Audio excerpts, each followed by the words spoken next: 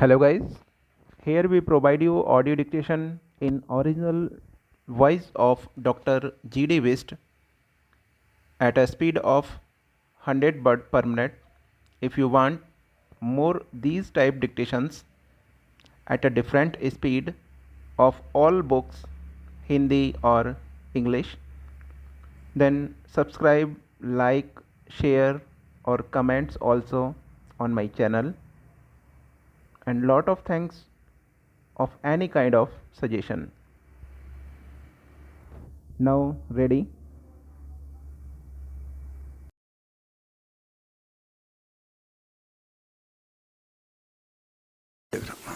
Dictation exercise 16, 80 words per minute. The learned counsel for the appellant has placed reliance on the case of Mohsin versus Reshma. In this case, the High Court had set aside the order of the civil judge granting the custody of the child to her mother's paternal aunt, while the father was not proven to be unfit.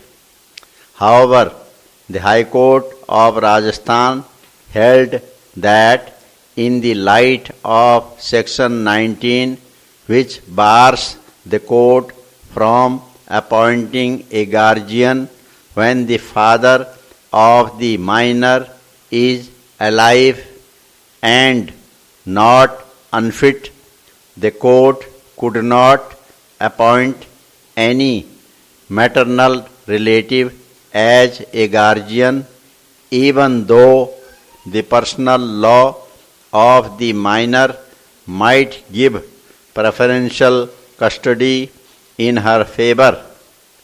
As is evident, the aforementioned decision concerned appointment of a guardian.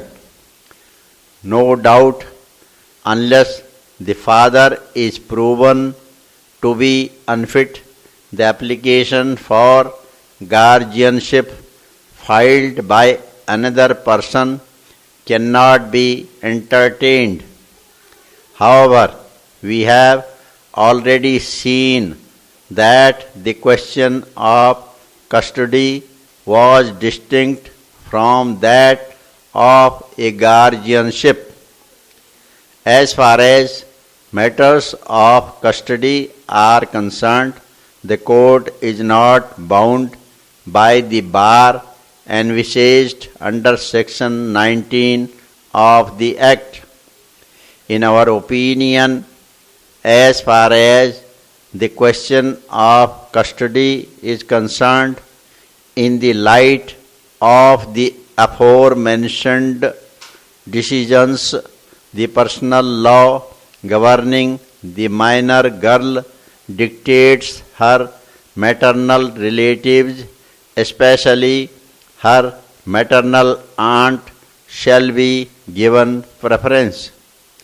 To the extent that we are concerned with the question of interim custody, we see no reason to override this rule of Mohammedan law, and hence a prima facie case is found in favor of the respondents. Further, the balance of convenience lies in favor of granting custody to the maternal grandfather, aunt, and uncle. A plethora of decisions of this court endorse the proposition that in matters of custody of children, their welfare shall be the focal point.